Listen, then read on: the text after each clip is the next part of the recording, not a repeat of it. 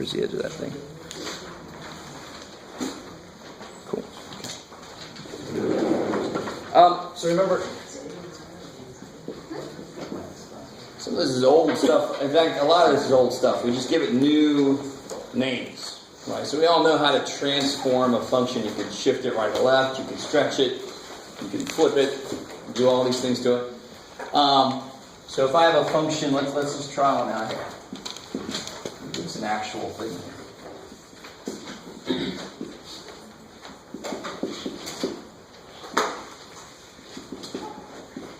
Ooh, I like it. All right, so let's start from the basics here. What will the amplitude? 2. Yeah, the amplitude is going to be 2. So it's going to go up to 2 and down to negative 2. That's the amplitude. What's the period going to be? So if you look at your handout, the important thing about the period is what that multiplier is on the inside. And that period deals with actually how much you compress it or stretch it. Because if I compress it, the period gets shorter. And if I stretch it, the period gets longer. And of course, that how short or long if I compress or stretch it is all based on what I'm multiplying x by. Right? Remember that? If it was 2x, it would actually get half as big as it used to be, and that kind of thing.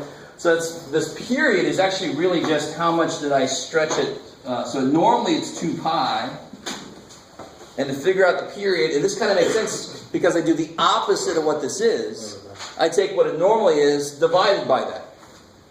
So what's my period going to be now? 2. 2 pi is 2. Just 2, exactly. Now, can anybody tell me, is the phase shift... All right, first off, if you weren't here yesterday, what the hell is that? Phase shift is just really the translation left to right. And can somebody tell me why the phase shift is not pi over 4? Got to take pi out, right? I got to see what really is happening to x. Pi over 4 is happening to pi x. That doesn't tell me anything. I want to see what's happening to x. So if I do take a pi out on the inside, what do I get?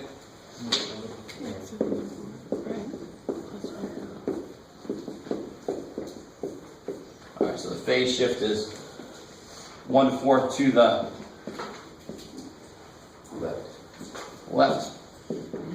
Cool, right? This is the opposite of that plus. Let me stop right there.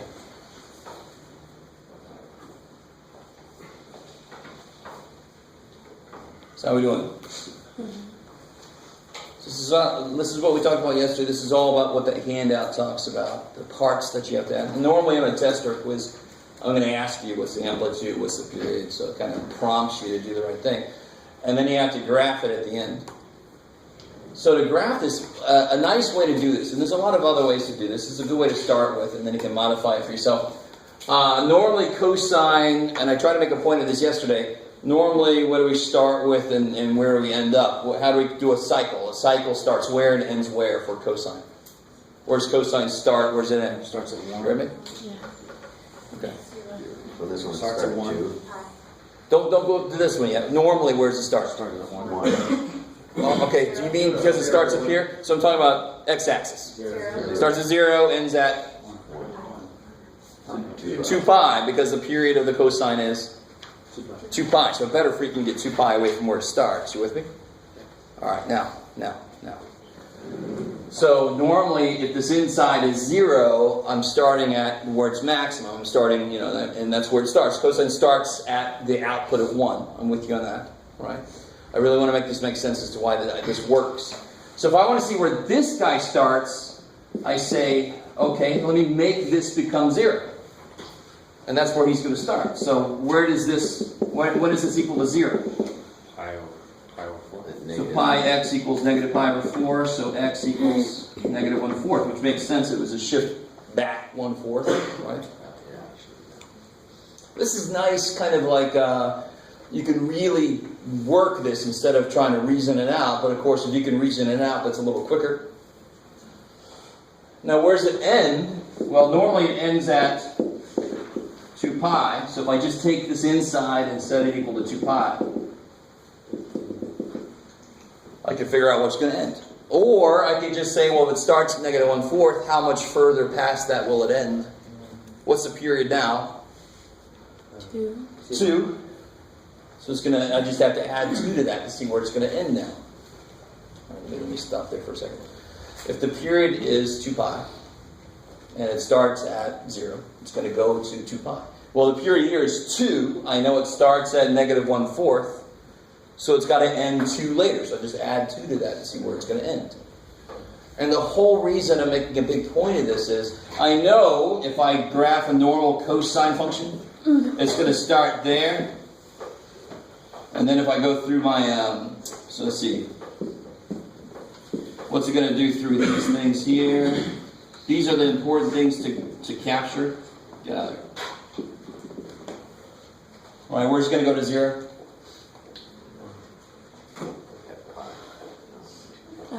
Cosine of pi over 2 is 0. Cosine of pi is negative 1. 3 pi over 2 is 0 again. And then, so that's a complete cycle, right? Okay.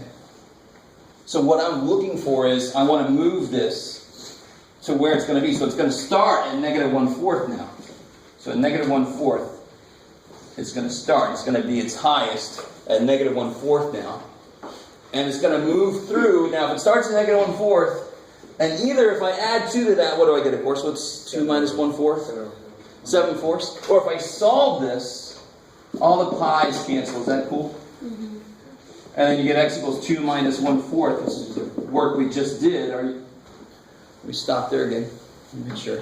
Some of this is just nice computational math. If you know where it starts and you know how long it's supposed to go, you should be able to figure out where it ends. Right?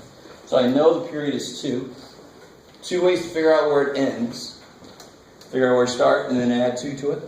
Or just set this equal to the ending where it normally ends. And you can work backwards to see where the new guy is going to end. Either one of those is going to work.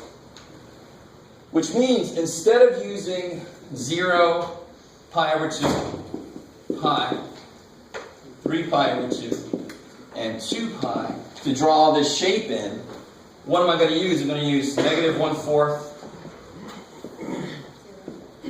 And I'm going to go up to 7/4.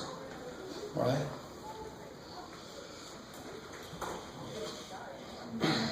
So what are the points going to be now that I'm going to use to graph this by? 3, 4. So if the period now is 2, and I really want to show you this, how many little intervals are 1, 2, 3, 4? So if I took 2 pi and cut it in fourths, wouldn't I get pi over 2? Right? 2 pi over 4 is pi over 2. So normally I step by pi over 2. Well, now I'm going to step by 2 divided by 4. So I'm going to step by 2. 1/2. So negative 1/4 plus 1/2 is 1/8. Negative 1/4 plus 1/2 is negative 1/4 plus 2/4, which is positive 1/4. Plus another 2/4. 3/4. Plus another 2/4. And see how that kind of makes sense? And then it'll be plus another 2/4 to get to the end there. Alright, so let me say this again. We normally step by pi over 2 to get to our major points, right? These are our major points. These are our anchor points. Whenever I shift a function, I want to start with the anchor points and then move them around. These are my anchor points. Normally they're separated by pi over 2 because I want to break 2 pi up into 4 pieces. Well, now I'm going to break my period of 2, my new period of 2 into 4 pieces, so now I'm going to step by 1/2. Or 2/4, just to make them all have the LCD, right? Make it all nice. So let me complete this picture for you guys, right? The beautiful thing is I know exactly what it looks like. I just have to do this picture for these points. So over here, let's see. Let me give myself some room here. And what's going to be the highest and the lowest value again? 2 and negative 2. Beautiful, because my amplitude is 2 now. So I'm going to go negative 1/4, positive 1/4, 3/4, 5/4, 7/4. That corresponds to 0, pi over 2 pi, so forth. That's what they've been shifted to. Thank you, Nick. Stop moving it. Alright. So at negative 1/4, it's going to do what it normally does at the beginning, which is go to its maximum, and its maximum is 2. So it's going to go here. And then at 1/4, it's going to go where it normally goes next. 0. 3/4 is going to go where it normally goes next. -2. Go to its lowest. 5/4, 0. 7/4, maximum. And they could just put little arrows in the end saying it goes on forever after that. Let me stop there again. That's all you want. Yes. That's all. That's all I want. I like the way Ryan put it. That's all. That's all. All right. So let me let you guys try one. Okay. So everybody got what they want from this year? More than you wanted? Here's some stuff. Yep. So please do that. I said this before, but anytime I'm up here and I do anything that you don't know where the hell it came from, I like that word. From, or if it doesn't make any sense, or if I make up words and you don't know what they are. Anytime something happens, you're not sure why it happened or where it came from, you've got to ask me right then, because at least 8 other people feel the same way. And if nobody says anything, I have no way of knowing that that's true. You guys with me? I work off of hitting stuff from you guys, and for some reason this semester I have a bunch of classes that don't give me shit. It's driving me crazy. It's all poker face. Please stop me the instant something doesn't make sense. Right. So is everybody cool with finding these 3 things? Yes, sir. If it weren't pi x, and if it was like 1 over pi times x, would you multiply 2 pi? It would still be 2 pi over 1 over pi, which would become 2 pi squared. Which would be a really sucky period to work with, but yeah. Yeah. With the amplitude portion, let's say we get 2 times the tangent or whatever, or 3 tangent. And it's not just 3; it's the actual what? Different. Yeah. Would you just input the values for tangent and then just multiply that by the? Well, the beautiful thing about tangent, to me, tangent with all this stuff is so much easier. I mean, tangent. What does tangent do? It makes It goes forever up, so amplitude almost doesn't matter. It really just changes what it does at pi over 4. Because what does tangent normally do at pi over 4? It goes to... 0. What's tangent of pi over 4? 1. I'm with you. I was just trying to see. Right? Because tangent, sine over cosine, and pi over 4 is where sine and cosine are equal. So the ratio should be 1. So if I have 3 times tangent, what's it going to do at pi over 4? So I've got to go to 1. It's got to go to 3. But it's still going to be this, it's just going to go up a little bit faster, right? Whereas amplitude on cosine and sine will actually be very obvious. Amplitude on tangent, not very obvious. Are you understand what I'm saying? A little bit, some of you? Okay, all right. But it still is going to have a little bit of an effect. But drawing tangent, the most important thing with tangent would be how much does it move left and right. That would change where you're going to draw your asymptotes, right? And of course, this whole thing here is the same, except what's the period of tangent? Pi. So you wouldn't do 2 pi divided by the multiplier, you'd do pi divided by the multiplier. Yes, sir? Can you go over why cosine starts at 1? What's cosine of 0? 1. There you go, that's all. Cool. And we normally, for cosine and sine, I consider the basic cycle. One basic cycle to go from 0 to 2 pi. In reality, it repeats that forever in both directions, but that's kind of like my starting point. And then I just put little arrows saying it keeps going forever.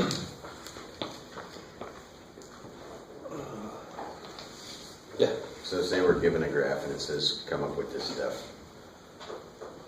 That could be very difficult. I mean, it could be really not easy, but it can be done. I don't think the homework, I can't remember the homework. They do that too? Yeah. So they give you ones that aren't horrible. No. Yeah, okay. Yeah. Amplitude is easy. I'm looking on page 396, number 43 through 50, for example. How do you get the period again? Yeah, that's my question. So the nice thing with those questions in the book, what they do is really nice, is they only graph The period. a cycle. Yeah. So then you just say, okay, where's it start, where's it end, take the difference. Okay. Right, that's the period. The period is how long over the x-axis. And the reason I say how long is because very often when we look at the x-axis is time. Yeah, Over the time, phase- what's happening? The phase shift is just where it starts, pretty How do much. we get the period again? Yeah. pretty much, huh? Sorry. How do we get the period again on that? It's all right. So, in general, a shifted cosine would look like.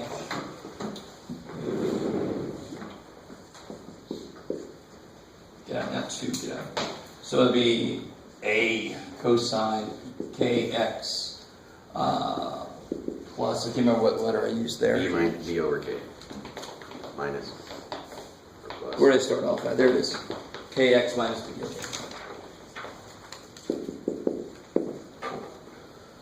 So in general, for cosine or sine, same kind of thing. It's what the period used to be divided by k. That's the new period. Right?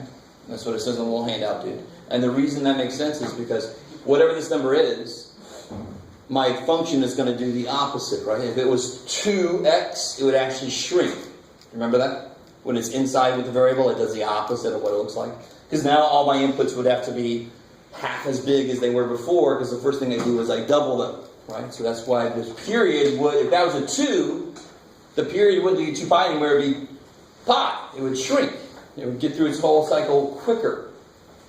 Because all the inputs get doubled. It gets up to 2 pi a lot quicker. So that part's not new. We knew this from before. The only way to stretch it out would be have a k value that is a fraction somehow, truly less than 1 fraction, right? Okay. Let's do another one together, and then I'll let you guys try. So I got the same questions here.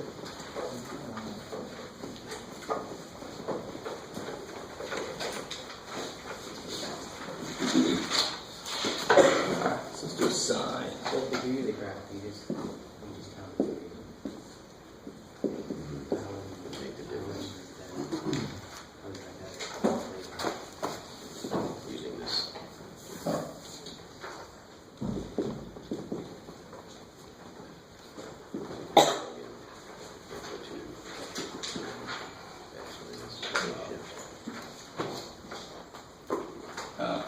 That's your right over. That's fine.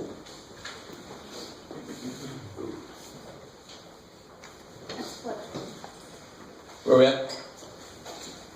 What's up? Good. So the -3 is going to mean sine normally goes like this, so now it's going to go like that. It's just going to be a reflection around the x-axis. Right? All the outputs will be the opposite sign of what they used to be.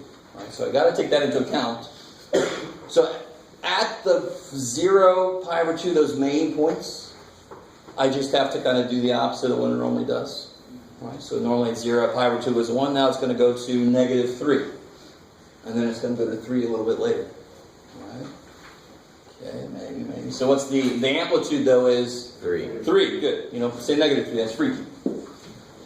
That's how far away it gets. It's a distance, so it's always positive. We just know it's going to reflect. What's the period going to be? What's k? 6 pi. 1/3. Yeah, k is 1/3. So now the new period is going to be 6 pi. Beautiful. I love it. So now it normally takes it 0 to 2 pi. Now it's going to take it 0 to 6 pi, and then we're going to apply the phase shift here. Wow. So it's stretched out. It's closer to a radio wave. Radio waves are like really long. Phase shift. How do I figure that out? What do I have to do? Take the 1/3 out. Take the 1/3 out. And if I do that, what do I get? Beautiful. Pi over 4. 12 is on the same level as 3, so it is really just taking a 3 out of 12. Thank God. So the phase shift is Pi over 4 to the right. pi over 4 to the right. The gas.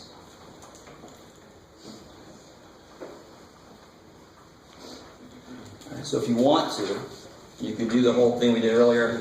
The cycle's going to start when 1/3 x minus pi over 12 equals 0. Some of you guys might realize for sine and cosine, they normally start at 0, so they will just start at the phase shift, right? But it's not true for tangent. Where does tangent start? Where's our first asymptote we draw for tangent? 1. Negative pi over 2. Up to pi over 2. That's where tangent freaks out at pi over 2. So that beginning of the cycle is not going to be where you might think it is. It's affected by everything then. 0, if I stretch things out, 0 is like, I don't care. Right?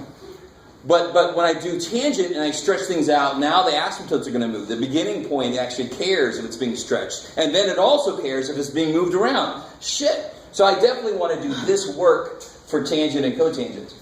Because they don't start at 0. Right?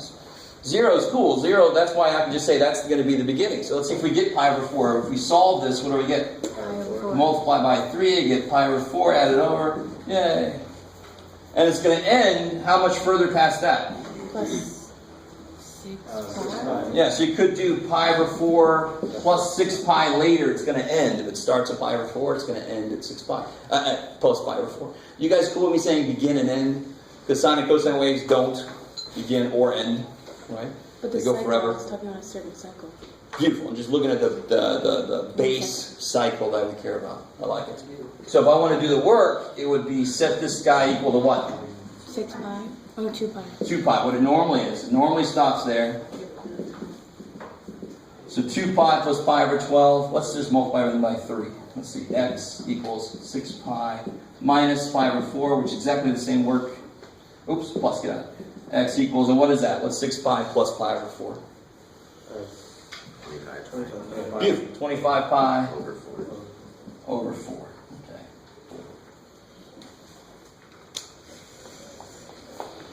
So what are my main points going to be now? They used to be 0, pi over 2, pi, 3 pi over 2, 2 pi.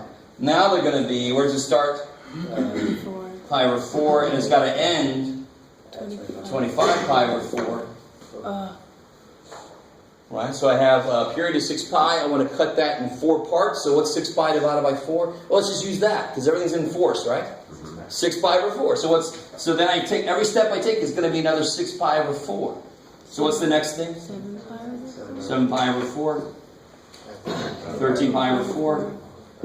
19 pi over 4. Then plus 6, thank God it works. Right, it would suck at the last one, didn't quite work out. We did something wrong. I really want you guys to understand how to do that and why the hell am I doing this weird shit? What is this? Why am I doing this? So you can plot points. Because I know where these normally go, right? I know the shape fits over these perfectly. Now the shape is going to fit over these in the exact same way. Exactly. We just got to be careful of reflections and all kind of stuff, but it's going to do exactly what it would have done for these. It's going to do it here. Okay, so let's try to graph this thing now. So once you get this, this, and this, then it helps you figure out things about where the cycle starts and ends, which helps you figure out what are the main points in that new cycle going to be. So what is this going to look like now? Let's see. So now it's pi over 4. So pi over 4.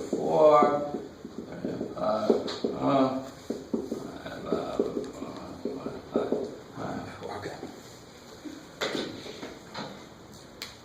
And the amplitude was 3. So at pi over 4, it's going to do what sine normally does at the beginning of the cycle, which is going to say that 0. 0. And it's going to go down. Good. Normally it would go here. Of course, it's a reflection, so now I'm going to go to the opposite of its maximum. I'm going to go down there. And what's the sine do next? 0. 0. And then it goes, 3. normally goes to its minimum, but now it's been reflected.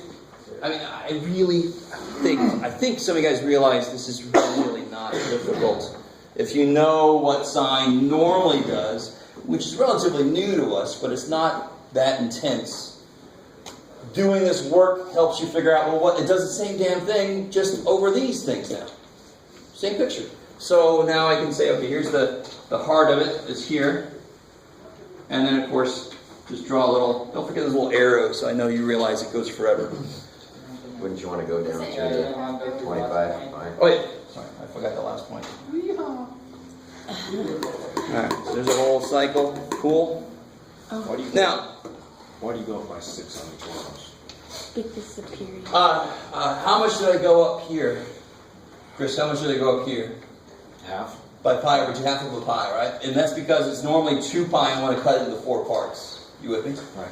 So now it's 6 pi, and I still want to cut it into 4 parts. 6 pi over 4 is 6 pi over 4.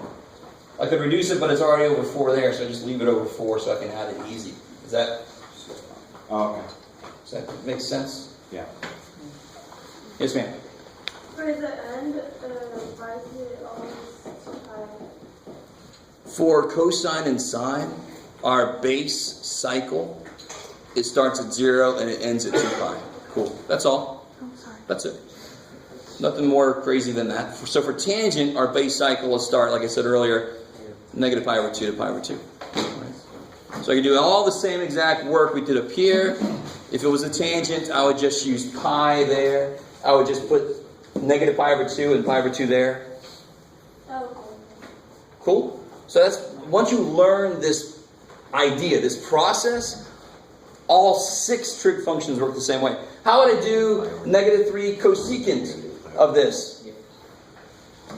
The opposite? How would I do negative 3 cosecant of this? I've done the first work. I do this work. Maybe put a dotted line in for the sine, and then where's cosecant? Yeah, it would sit that here. And where would my asymptotes go? At 0. Where That, yeah. Alright, good. Because remember, if you can graph sine, you can graph cosecant, period. If you can graph cosine, you can graph secant, period. Right? And then tangent, cotangent, they're their own little things. If I would have put a plus 2, I would have just made that a dotted line and not even worry about that till the end. Just lift everything up by 2. Ooh. Right? So if I would have said plus 2 there, I would have just taken that point up 2 and that point up 2, and then just drew it. I would have drawn it.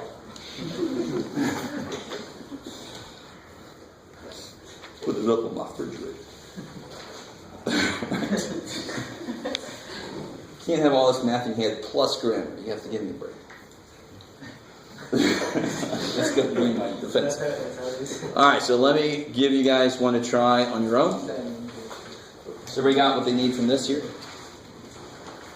Take that as a yes. I'm just gonna start taking pictures.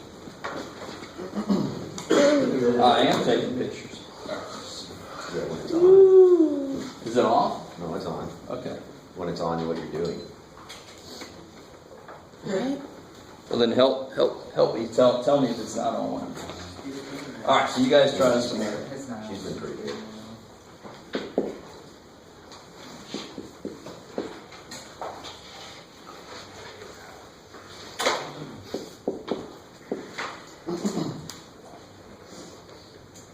Don't be so hard. That's not too bad.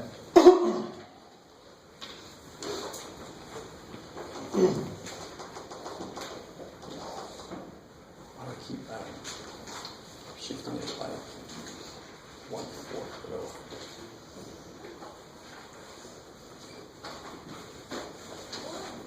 Yeah.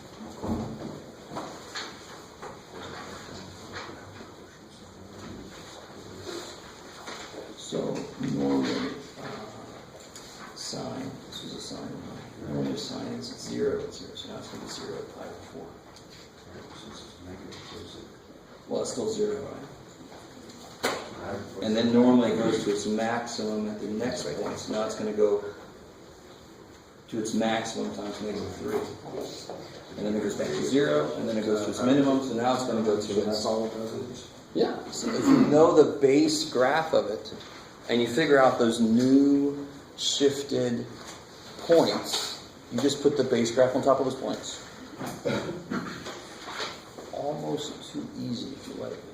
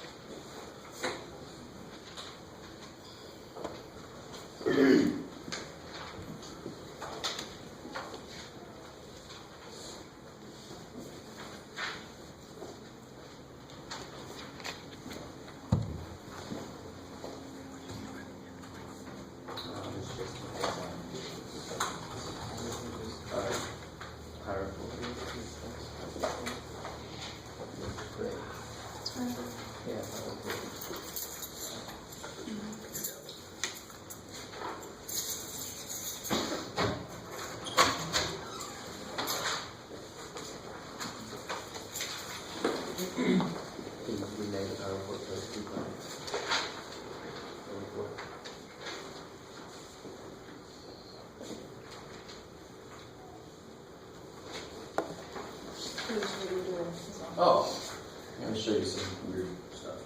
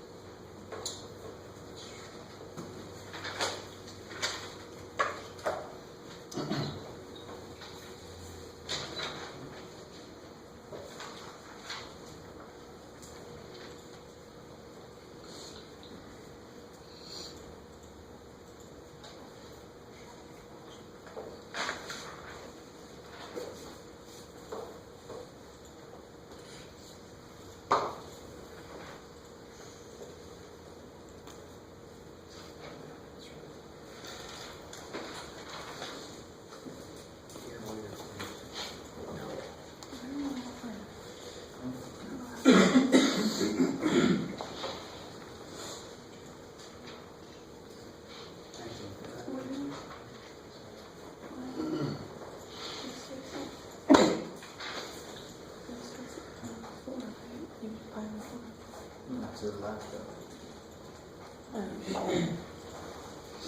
You're starting with that negative 4. Yeah. So make 2.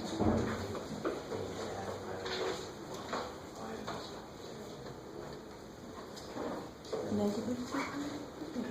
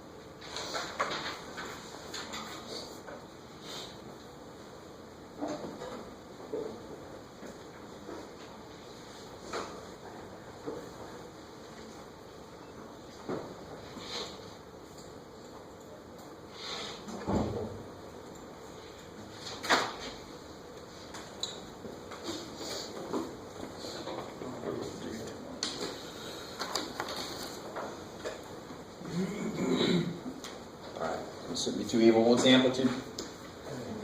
That's crazy. What's the period? 2 pi over k, so pi over 2. So it really gets smooshed, right? Phase shift.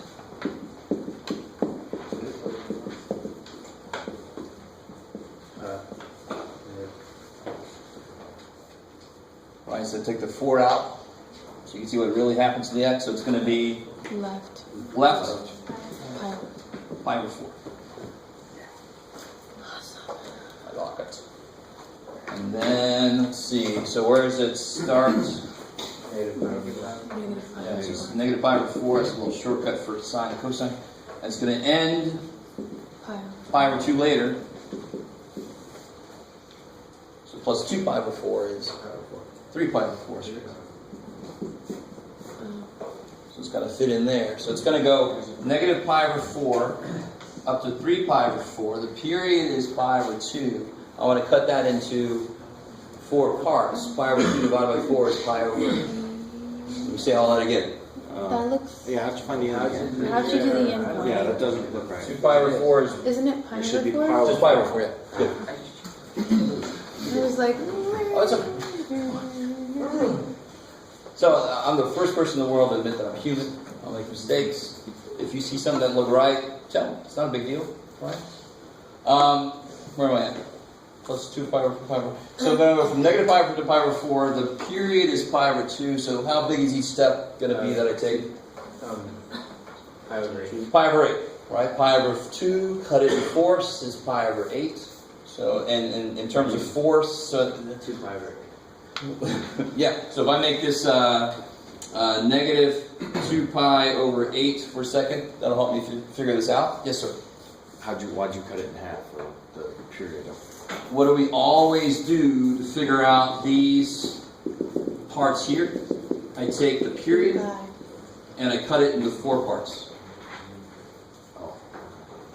So if I take a period, the new period, cut that into 4 parts, it tells me how big each step is I'm going to take. I'm going to make that over 8 because I want to step by pi over 8, so this will be negative 2 pi over 8, negative pi over 8, 0, Pi over 8. pi over 8, 2 pi over 8. 2 pi over 8. Kick ass, so that matches up again. Right, so if I would have left that through pi over 4 there, here's where I would have went, oh shit, can't be right. So there's a nice kind of check and balance built in. So now I've got, this is nice and symmetric.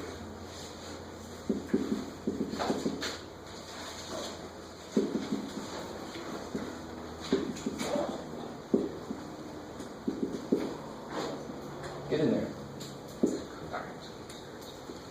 So cosine, it's not reflected, so just have to worry about, also instead of putting a 1 there, you put a 10 there. Yay. So what's it do at its starting point, where it starts? That 1. That's 0. Yeah, it starts at its cosine, so it starts at its maximum, right? Sine starts at 0. So it's going to start at its maximum, then it goes to 0, minimum, 0, maximum. If anybody draws a triangle, it's going to make me cry. And then you go down through there, up through there. How do you check that? Calculator. Check your work. Yeah, just plug in like 2 pi over 8 into there and make sure it comes out to be 10. It's supposed to be 10 at 2 pi over 8, right? So you can always check your work.